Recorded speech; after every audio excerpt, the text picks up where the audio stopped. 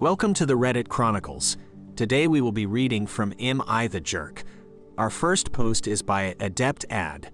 Am I the jerk for telling my son he needs to get over us missing his wedding? My son got married a few years ago. He lives on the other side of the country than us. He got a great job opportunity after college, so he moved down. 2 years ago, he got married to Jenny, and what I heard, it was a beautiful wedding. So the whole issue started when we were trying to get there. The wedding was on Saturday, and our plane left Thursday night. Well, it got delayed and then delayed about 4 more times, Friday morning at this point, and then all the plane got canceled due to a storm. When that happened, it was clear we were not leaving, and driving there would take too long, and we would still miss the ceremony. So we informed him, and he was pissed. We sent our well wishes, and we could FaceTime in if he wanted. He told us no, and we saw a video of him getting married. Now the present day issue, anytime we get an argument or he wants us to do something, he pulls the "we missed his wedding" card. We were taking over the phone, we were talking about hosting Thanksgiving this year.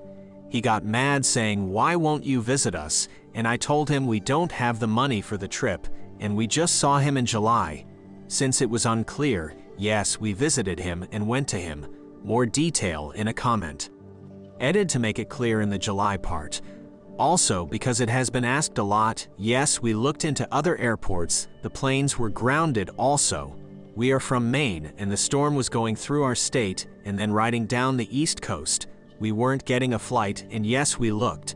It basically blocked travel for 2 days. If we did go down a state or two, we would be following the storm, and we wouldn't get a flight. Coastal Kid writes in the comments, "Not the jerk. It sounds like you and your husband made all reasonable efforts to get there, and it just wasn't going to happen. Personally, I would have still drove to at least have gotten to the reception and celebrate, but that's just me.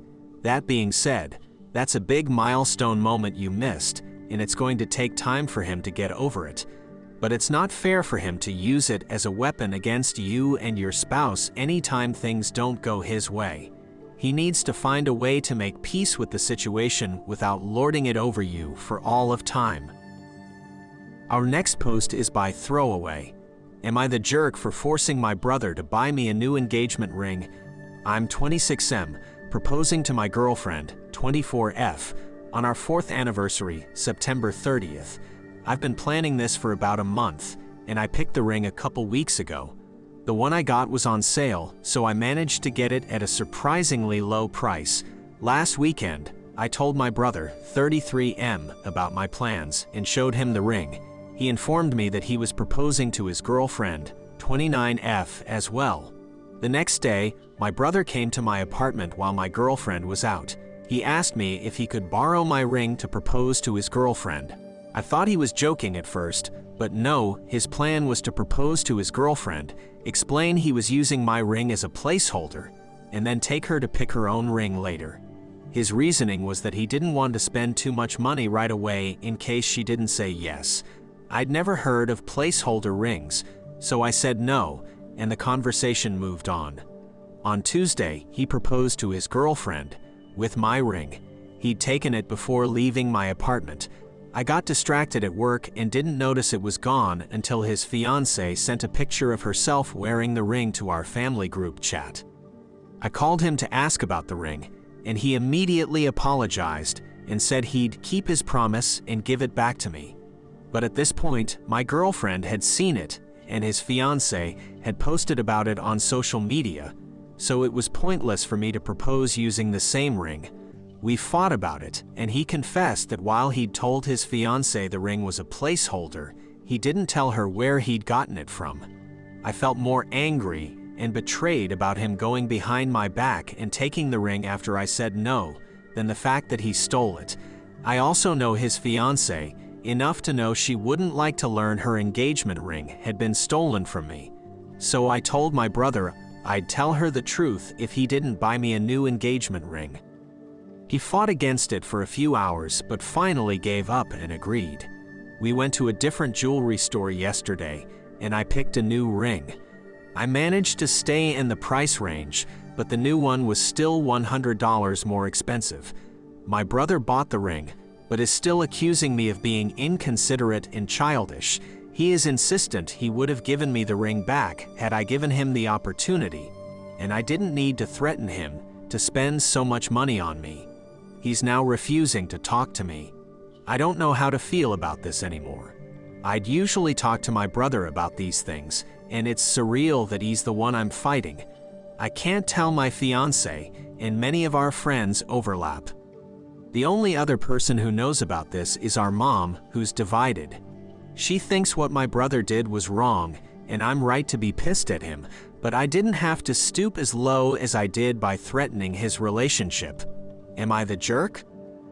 In the comments, Pokey9 writes, "Could he be jealous? It's all rather suspicious, isn't it? The moment you tell him you are going to propose, he suddenly is going to propose first without having planned it out and then taking your ring. It's like he purposefully wants to steal your thunder." Our next post is by Abel Stop. Am I the jerk for belittling my sister and saying she shouldn't demand her husband help with their baby at night? My husband and I, 29M, 27M, went through the surrogacy process and had our son 4 months ago. We were thrilled when my sister, 31F, announced her pregnancy, and we found out we would be having children very near the same time. Our niece was born a little over 2 months after our son. My situation and my sister's closely mirror each other. Our husbands both work typical 9 to 5s with 30 to 45-minute commutes. My sister is a stay-at-home mom, and I do freelance work from home. For the first 2 weeks after our son was born, the first of which my husband took off of work, we would both take partial night shifts. Once I felt like I had at least some of my bearings on parenthood, I offered to take over completely on weeknights, while he does mornings before work plus weekends. It's a collaborative process, and that breakdown of parenting just made sense to me. My husband was the one leaving our home to work every day. He was the one who had to be up by a specific time and make a drive. At 4 months, we no longer have this obstacle anymore. And to be honest, I kind of miss the sweet, quiet bonding time those extra night feeds provided now that he's settled onto a nice sleep schedule and usually only wakes up once. Still, I think we got it down to almost the perfect science before we exited the newborn stage. My sister, on the other hand, is very much still in that phase and struggling. This has been a recurring problem for her from the beginning. She has been coming to me saying she's scared she's going to fall asleep holding the baby, that her husband won't help her with the night feeds, etc. I tried to give her tips since I've been through it. I suggested she let her partner take over in the evenings, approximately 6 to 9 p.m., so she can go to bed early and catch a few more hours, nap when baby naps, etc. She shot down everything, saying that wouldn't work for them and that she just needed her partner to do some of the night feedings. I reminded her that her husband is the one commuting in the mornings and falling asleep while driving was a very real possibility, and that I had lived through it and so could she. I then offered to watch her daughter for a few days so she could catch up on sleep. She took major offense to both of these things. She said I was belittling her experience and acting like I was a better parent.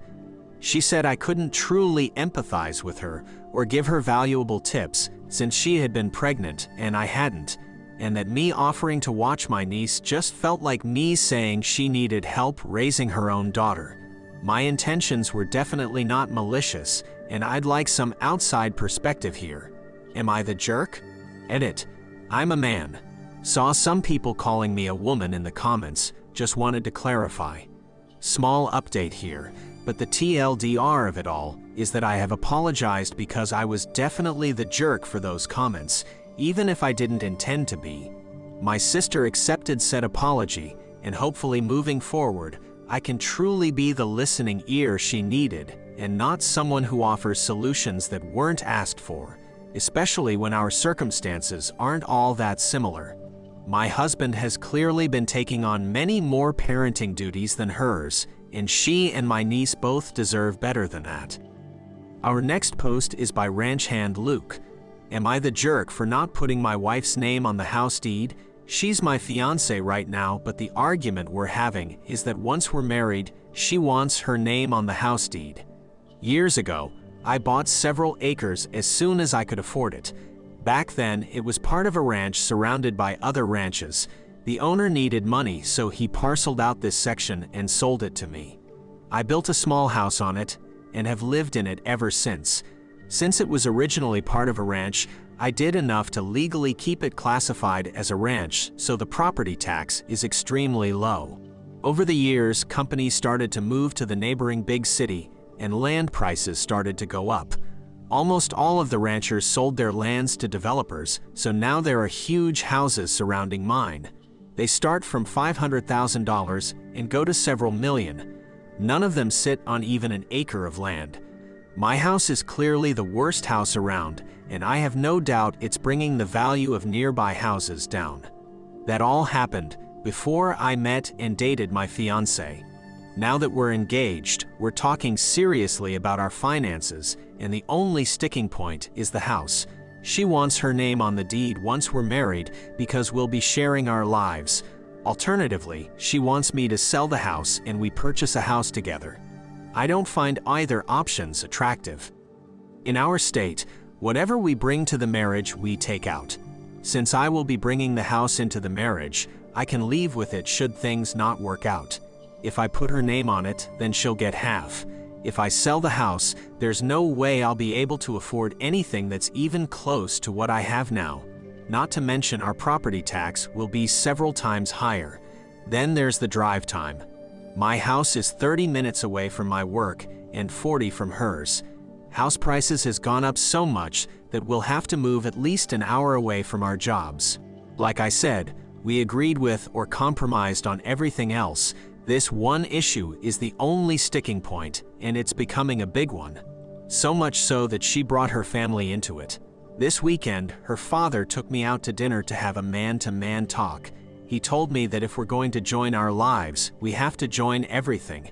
He expects me to do the right thing if I want to join their family. So now it's her entire family on one side and me by myself on the other. Am I wrong to want to keep the house I built by myself to myself? Edit 1 to answer a good question. Neither of us are rich. I bought the land at a very low price, but now it's worth 10 times as much. Even if I offer to sell half of it to her at its current value, there's no way she can afford it. That's why if we buy a house together, we'll have to move far from here and our jobs in order to get one we can both afford. Edit 2 to answer some common questions. In all, I spent about $200,000 to buy the land and build the house. Everything is paid off, and I pay the extremely low taxes every year. The tax assessment on my property is about $2 million. I don't know anything about refinancing, but at our salary level, I highly doubt we would qualify. In fact, we've spoken to a real estate agent, and with a 20% down, our salary qualifies us for a $300,000 house. The property tax on a $300,000 house is many times the currently tax I pay now. I'm comfortable with us living in my house and paying all the taxes and maintenance by myself. Edit 3 to answer a common question. Many are asking about my compromise and pointing out her lack of financial security. My compromise is that we live in my house and I will pay all of the taxes, bills, and maintenance costs. Based on our conversation with the real estate agent, if we buy a $300,000 house, her half of the mortgage would be about $1,300, not including her half of the property tax and down payment. I pointed out to her that if I pay for everything toward my current house, she would be saving at least $15,600 a year over 30 years on the mortgage alone. That doesn't include the money she would be saving not paying the down payment and property tax. In my mind, that would give her plenty of financial freedom and security. Also, if I sell the land, I don't want to buy any new house outright with that money. The reason we went to see a real estate agent is that if we buy a house together, I want it to be something we can both afford. Mortgage, down payment, taxes divided equally. I would put any money I make off the sale into my retirement account. That's the main reason why I haven't sold my land despite many developers begging me to. Yes, some actually begged. I view it as my retirement investment. OK Seat writes in the comments, "You're not wrong, but neither is she. You have to find a compromise. That said, she made a huge mistake. By bringing her family into it and having her father personally discuss the issue with you, she showed that she doesn't regard you as an equal partner and that she believes in bullying you into getting you to agree with her. The only acceptable solution here would be to consult a financial advisor for options and to discuss this between you two to find a solution. Her discussing this with her family is a mistake. Her father discussing this directly with you is a deal-breaker type of mistake. Neither she nor he seem to understand how much of a massive overstep that was. Would you think it okay that your in-laws weigh in on your childbearing decisions? One thought with regard to a solution is to have a legal document drawn up that requires you to pay her half of the net value from month of marriage to month of transfer. She deserves something for living there as her home for 20 years if that's what happens.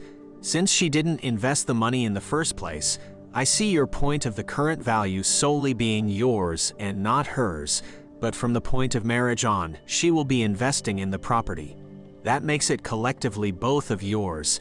Have an appraisal done, and you should be good to go. Bear in mind, I think you have a larger issue than just this property ownership.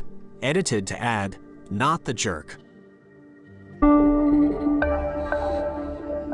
Thank you for listening to the Reddit Chronicles. Follow for more content.